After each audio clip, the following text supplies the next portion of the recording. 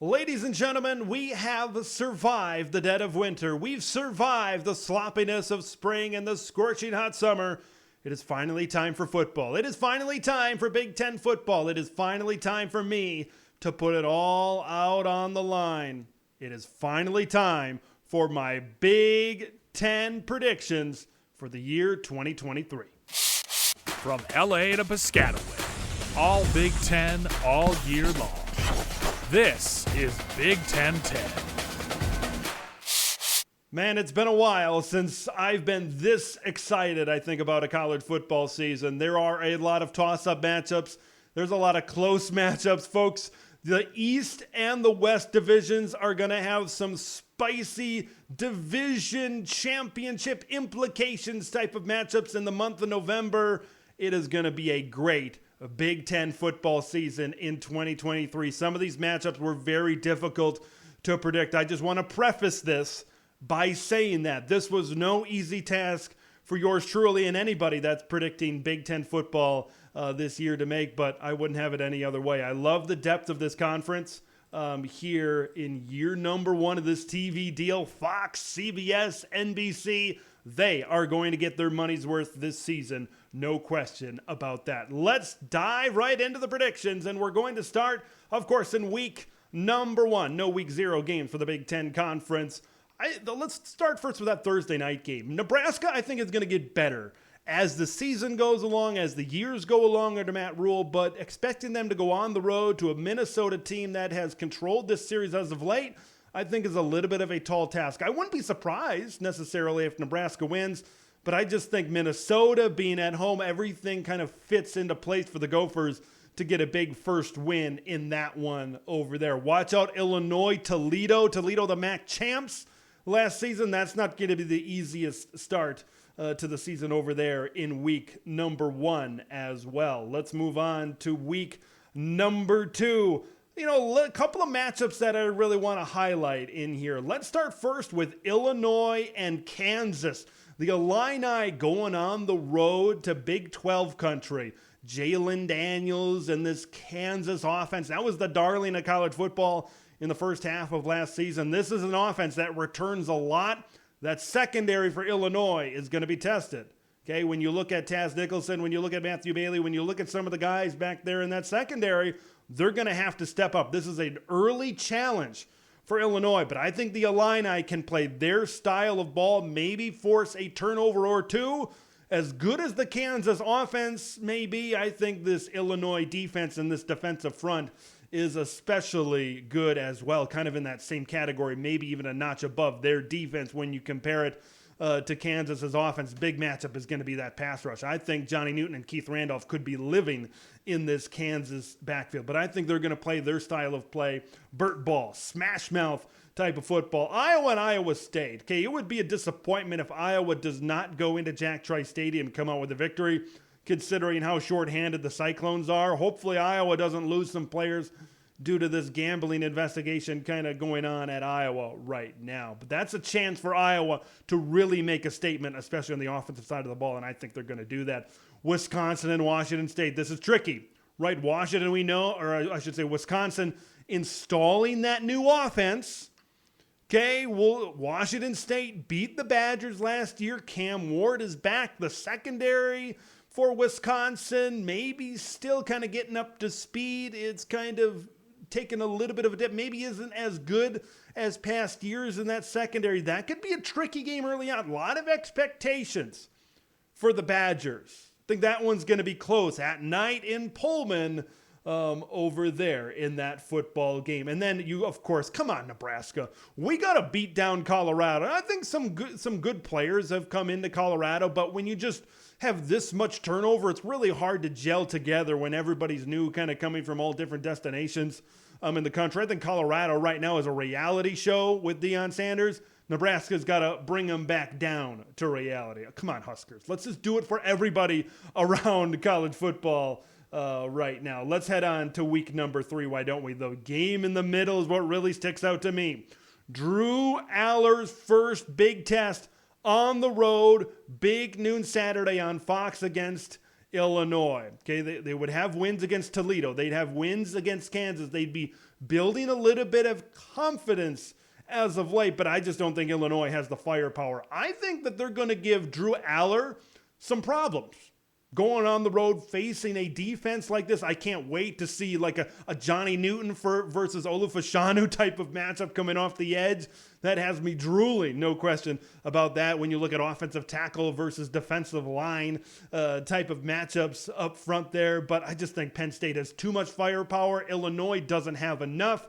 Nittany Lions get it done in this one. Indiana and Louisville. This is a high-scoring matchup. Jeff Brom, the new head coach of the Cardinals. We know he's familiar with Tom Allen and the Hoosiers, but there's a lot of new personnel, I think, for both teams. This one's pretty tough to predict. I'll throw it to the Hoosiers kind of on a late field goal type of matchup over there. It's going to be tough for Michigan State, taking on one of the nation's best passing attacks in the Washington Huskies. Now, they get him in East Lansing this year, but this is going to be a future Big Ten matchup starting in 2024.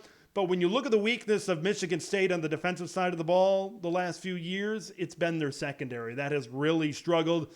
And like I mentioned, Michael Penix and these great wide receivers, this might be the second best wide receiver group in the country behind Ohio State. I think I'm being actually a little bit generous with that score right there. And then Minnesota, North Carolina. You're taking on one of the best quarterbacks in the country in Drake May. Now, I trust Joe Rossi.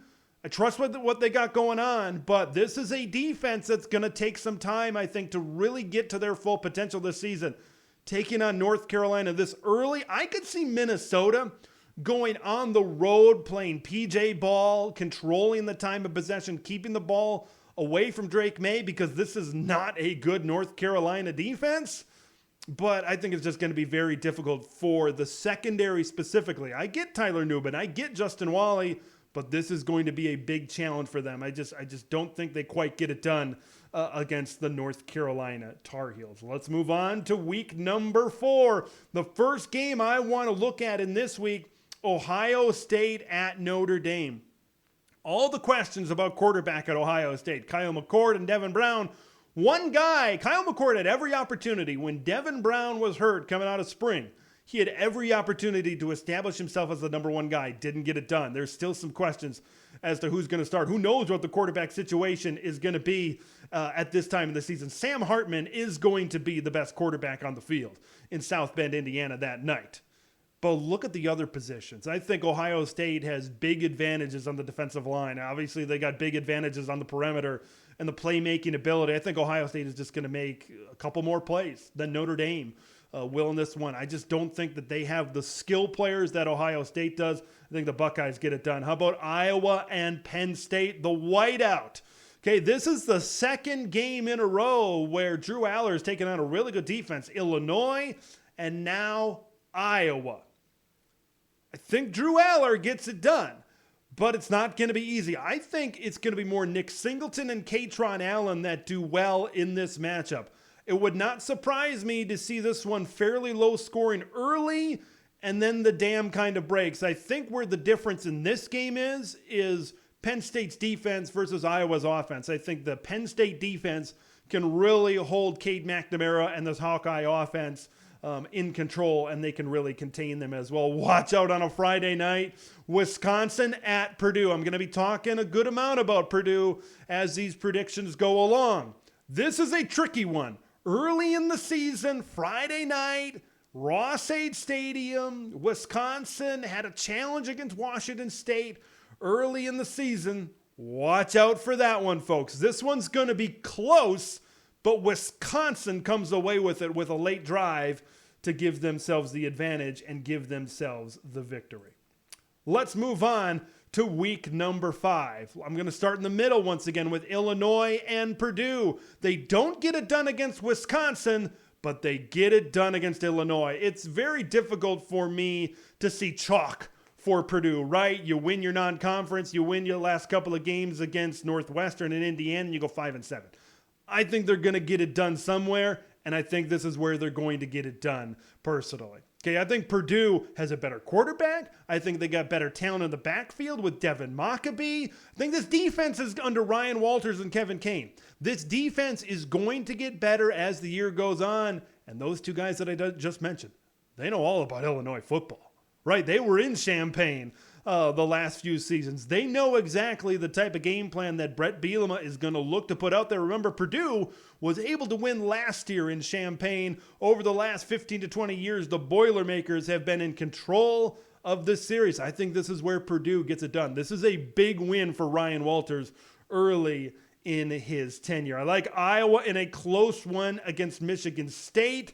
Michigan State, I think, is going to be a little bit better than people think. Michigan, Nebraska. It's just hard for me to imagine the Huskers really doing a lot on offense against what Michigan has on the defensive side of the football, especially up front. I think it's possible that you could really see some of those great Michigan pass rushers really attack these Nebraska offensive tackles in this matchup as well. Michigan gets it done, and I think they're in control for most of this football game, to be honest with you. Let's move on to week number 6. Speaking of Michigan, this game's a little bit tougher. Going on the road to Nebraska and then on the road to Minnesota is not the easiest 2-game stretch right out the gate here for the Michigan Wolverines and Jim Harbaugh. I think Minnesota gives them a little bit of a challenge in Minneapolis, but once again, it's just hard for me to imagine the Gophers really going tick for tack with a team like Michigan. Michigan has the potential to go 15-0, folks.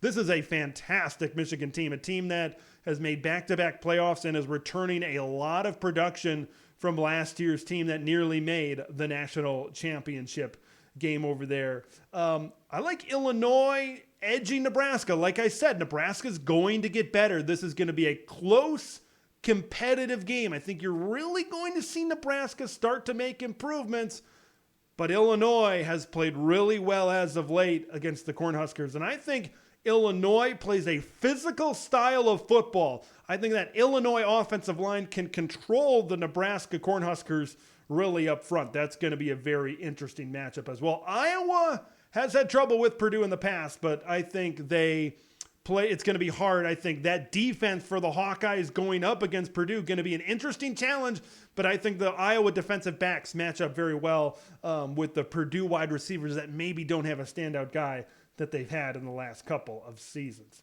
Let's move on to week number 7. Ohio State has had trouble at Purdue as of late. I don't think that happens here. I think they take care of business. Iowa, Wisconsin. This is a game that I think could end up determining who makes it to Indianapolis. All right. So this is going to be a fun matchup because we know the Iowa secondary, how good they are. Cooper DeJean, the turnover machine, Quinn Schulte, Xavier Nwamka. We know about all those guys. We know maybe that Tanner Mordecai can, maybe throw it into tight spaces and try to push a window as well. The college version of Brett Favre and having a guy like Cooper DeJean on the other side, that could mix well for the Iowa Hawkeyes. This is one of those matchups that I really went back and forth. I think it's a home field advantage, I think, that makes the difference in this football game. I think Wisconsin learns early on that you're not going to win this football game by Tanner Mordecai throwing the ball 30 times, 35 times. I think this is a running type of game with Ches Malusi and Braylon Allen. They find a way to win. My gut tells me, I went back and forth on this one for a month and a half. I think my gut tells me that Wisconsin finds a way to win at home. Illinois gets that win on the road at Maryland as well. I think Illinois can just play a more physical brand of football than Maryland. I'm just not sure about the Maryland trenches. I think by this time, that secondary is going to be improving, and they're going to need to improve to face off against this Maryland passing attack. Let's move on to the next week. Week number 8. Okay, Wisconsin, we got a big win. We got an emotional win. We're feeling great. Everybody's on the Badger train. And then here comes Brett Bielema. He does it for the second straight year in Champaign this time.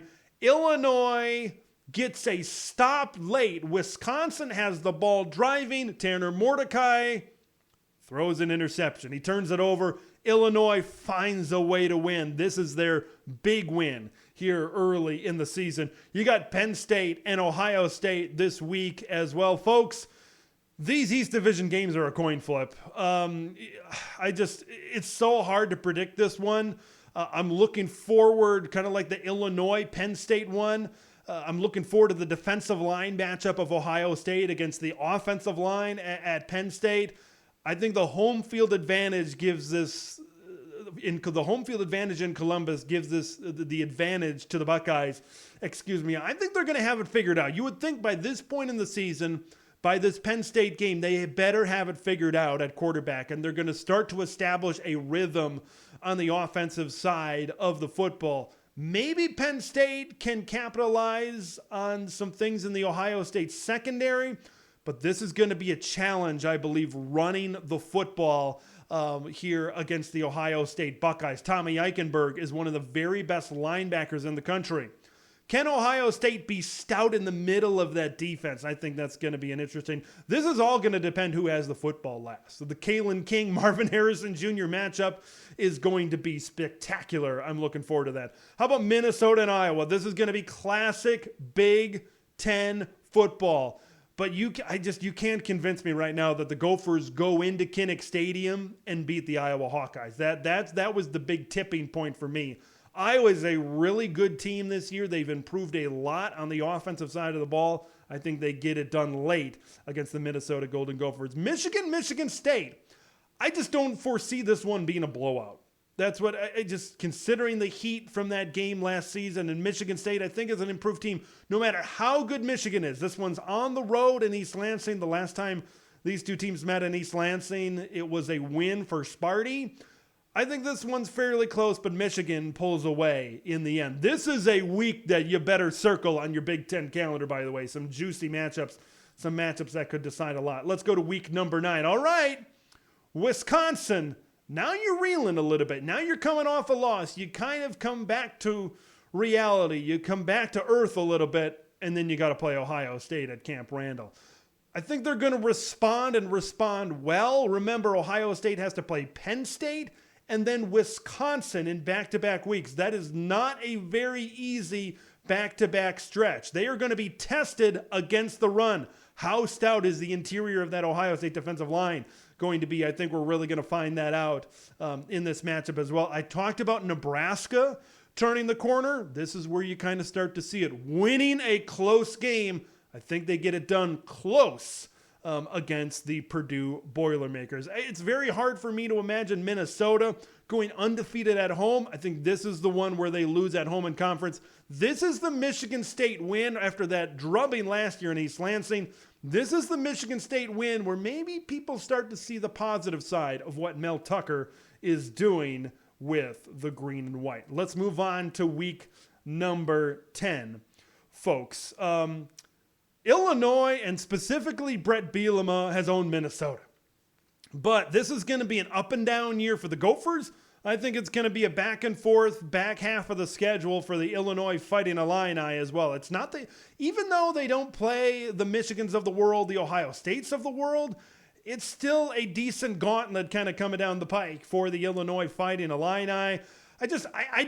I'm not buying into this narrative that Minnesota is going to be this 5-5 team, maybe the 6-6 team. This is a solid Minnesota team, and they're going to get some decent and solid Big Ten wins. I think this is it right here where they have a late drive. They find a way to get the job done. Michigan State goes on the road, and now they're putting together some confidence here kind of in the middle of the season. I think they beat Nebraska. That front seven on defense for Michigan State could give this Nebraska offensive line some troubles if the Huskers don't improve up front over there. Let's move on to week number 11. I think Ohio State is going to have a heyday against that Michigan State secondary as well. Minnesota-Purdue, I think, is another really close game. This one can go either way. Of course, Purdue got it done last season, but I think Minnesota holds off the Boilermakers late this time. Of course, the game of this week is Michigan at Penn State. Holy crap. I think this is the matchup. Everybody loves Michigan, Ohio State. Penn State, Ohio State has been a great game over the years. This is the one that I have circled. This is the game I'm most looking forward to this season. This is a really deep East Division, and I know Michigan is as good as they've been in a long, long time. But Penn State is also as good as they've been in a long, long time. I think by this point in the season, Drew Aller is going to be hitting on all cylinders. We're going to see just how good of a quarterback Drew Aller is. And I think this is the game where he really vaults himself into a new stratosphere in his first season as a starting quarterback. I think Penn State can get it done in the run game. I think they can get it done in the throw game as well. Once again, this is a gut. There's a lot of coin flips in this one. This is a coin flip. I think the home field advantage goes the way of Penn State. They can't lose to Michigan and Ohio State forever. I think this is where you really start to see Penn State and James Franklin really start to turn the heads of some people nationally. I say Penn State gets it done against the Michigan Wolverines. Let's move on to week number 12, folks. Nebraska plays Wisconsin tough, right? You see some more close games, and I know this is going to hurt Husker fans, but I think you're going to lose a few close games. I think you're going to win some close games, but I also think you're going to lose some close games because I think the Big Ten and the Big Ten West is just very deep this season. Wisconsin gets it done, though, in that particular matchup. Maryland plays some good teams late in the season, and I think they're going to be competitive against some of these teams. Now, although their record, when all is said and done, may not be what Maryland fans maybe are looking for, they're going to play some teams very competitively. They played Michigan tough last season. I think they're going to do the same in College Park. Illinois and Iowa, they're going to score a few more points than they did a year ago. But I think Iowa might have the advantage at the quarterback position. We'll see where we're at kind of at this point in the season. I think Iowa is a little bit better on the defensive side of the ball. The defense and the home field advantage. Folks, it's not easy to go into Kinnick Stadium and win. Okay, that's kind of one thing that when I was looking at the schedule and I continue to go down the line, Iowa's got some key games at home that I think are really going to help them out as this thing goes along. Let's advance, folks, to week number 13. This is where everything is decided. Okay, with a win, Iowa could get to the Big Ten championship. Nebraska spoils the party because they come in at 5-6, looking to get to a bowl game. They get it done on Black Friday against the Iowa Hawkeyes. They knock Iowa out of the Big Ten championship game with that win on Friday. Now, let's go to Wisconsin and Minnesota. So Wisconsin's in at this point. They're going to Indianapolis. Minnesota, I think, is a little bit more motivated than Wisconsin is right now. I think this is another big win for the Minnesota Golden Gophers as they kind of continue to kind of flip the series like it was a few years back where Wisconsin was winning all of those matchups as well. Purdue gets to bowl eligibility with a win over Indiana. Michigan defeats Ohio State. I don't think it's going to be quite the margin that it has been in years past, but Michigan wins over Ohio State in this matchup. I think they do it the way they've done the last few years. They are more physical at the point of attack. There's really good pass rushers, linebackers, wide receivers, running backs for Ohio State. It's the interior. That Michigan offensive line is a bunch of big boys that are they could push Ohio State around in this matchup, but the skill positions is kind of something to watch. I think Ohio State is going to be closer this year, but once again, this is going to be 3 consecutive losses for the Ohio State Buckeyes. Okay, how does this thing all shake out when it all is said and done? It's crazy, folks. This is how it shakes out when it's all said and done. We have a 3-way tie atop the Big Ten East, and it goes all the way down to the 5th tiebreaker. That 5th tiebreaker is the combined record of your cross-division, in this case, West Division opponents. Ohio State plays Wisconsin, Purdue, and Minnesota, all teams that are 500 or better. They have a 22-14 combined record against those teams. Michigan and Penn State, as crazy as this is, 19-17, both their combined opponents from the Big Ten West. So that, even though Ohio State lost to Michigan in the final game of the season, Ohio State finds their way to the Big Ten Championship. Wisconsin, due to the head-to-head, takes it against the Iowa Hawkeyes. You see how many teams are bowl eligible in the Big Ten. I think the Big Ten is very deep this season. In the middle, there's a lot of teams that could go a lot of places. There's teams that could win 8 or 9 games. They could also win 4 or 5 games as well. So we've got Ohio State and we've got Wisconsin in the Big Ten championship game. over there. So who gets it done? It's the Buckeyes that get it done. I think Wisconsin plays pretty well in this one. I think this is an offensive game kind of going back and forth, but Wisconsin just doesn't have the talent in the secondary to really match up with the Ohio State Buckeyes in this matchup. I think Michigan or Penn State, and maybe both of them. Maybe we get 3 teams in the college football playoff. Folks, it's going to be a lot of fun. I am LA so to excited for Big Ten football. It is going to be the best time. I am so pumped for the season to start. I hope you're pumped as well. Let me know your thoughts in the comments below. Who do you think is going to Indianapolis? Who do you think is going to go to the Big Ten championship? I cannot wait for Big Ten football. Thanks for watching Big Ten Ted, where it's all Big Ten all year long. Make sure to like the video to spread the word of Big Ten Ted to the masses, and subscribe to the channel for updates on Big Ten content that drops every day.